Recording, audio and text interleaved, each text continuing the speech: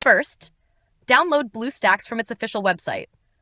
It's a free Android emulator that allows you to run Android apps on your PC, giving you the feel of a smartphone or tablet while using your mouse and keyboard. We recommend downloading BlueStacks 5 for better stability and performance.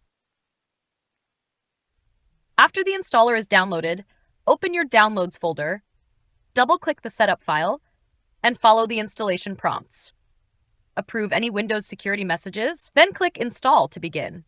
Once installation is complete, BlueStacks will launch automatically. If it doesn't, search for it in your Start menu and open it manually. To install an APK file, open BlueStacks.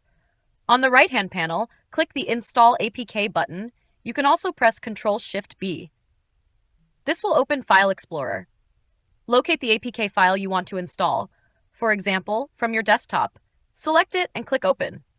The app will start installing. Give it a few moments. If your BlueStacks home screen is full, swipe to the next page to find the newly installed app. Click on it to launch and start using it.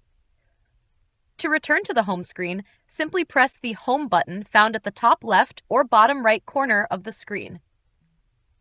If you notice any lag while using BlueStacks, go to the Settings menu by clicking the gear icon at the bottom right. Navigate to the Performance tab and increase your CPU and RAM allocation.